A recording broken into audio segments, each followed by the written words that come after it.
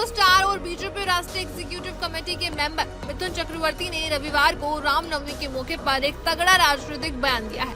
दरअसल पश्चिम बंगाल में रविवार को रामनवमी का त्योहार काफी धूमधाम से मनाया गया, जहां अभिनेता और बीजेपी नेता मिथुन चक्रवर्ती और अन्य पार्टी नेताओं ने रामनवमी शोभा यात्रा में भाग लिया और जय श्री राम के खूब नारे लगाए। इसी दौरान मिथुन चक्रवर्ती ने रामनवमी पर कई सारी बातें कही हैं। वे पश्चिम बंगाल के बारासत उत्तर 24 परगना में एक धार्मिक जुलूस में शामिल हुए थे।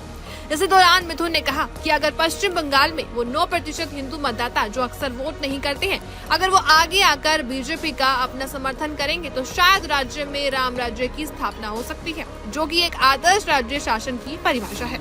मिथुन इस आयोजन में बीजेपी के राज्य अध्यक्ष और केंद्रीय मंत्री सुकांता मजूमदार के साथ मौजूद थे। रिपोर्ट्स के मुताबिक बताया जा रहा है कि जुलूस के दौरान बातचीत करते हुए मिथुन ने बंगाल में हिंदुओं के राजनीतिक भविष्य को लेकर चिंता व्यक्त की। उन्होंने कहा कि लगभग 9% हिंदू मतदाता चुनाव में भाग नहीं लेते हैं और उन्होंने आने वाले राज्य विधानसभा चुनाव में अपनी वोट की ताकत दिखाने की सभी से रिक्वेस्ट की है। इसके साथ ही उन्होंने टीएमसी नेताओं के आरोपों का भी जवाब दिया है।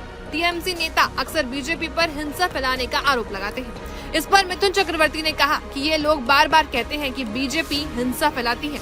आज सड़कों पर 1 लाख से ज्यादा लोग थे। क्या आपने कहीं हिंसा देखी? तो मुझे बताइए कि बीजेपी कहाँ हिंसा फैलाती है।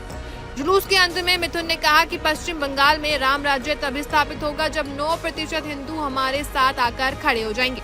वेल, ये पहली बार नहीं है जब मिथुन ने इस मुद्दे पर अपनी आवाज उठाई है। इससे पहले भी मिथुन उत्तर 24 परगना के बैरकपुर में भी इसी प्रकार की चिंता व्यक्त कर चुके हैं।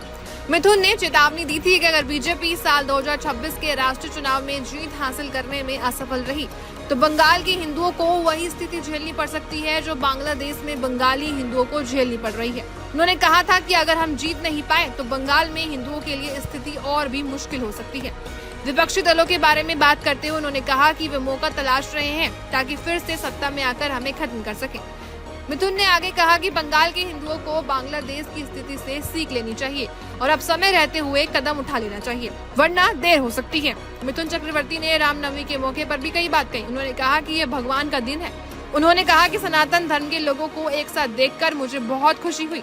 हमें बार बार ये कहते रहना चाहिए कि हम हिंदू हैं। हमें हिंदू होने पर गर्व होना चाहिए और हम एक सच्चे सनातनी भी हैं। वेल, क्या है आपका पॉइंट ऑफ व्यू? हमें कमेंट करके जरूर बताइएगा और जाने से पहले फिल्मी बीट के पेज को फॉलो करना बिल्कुल ना भूलें।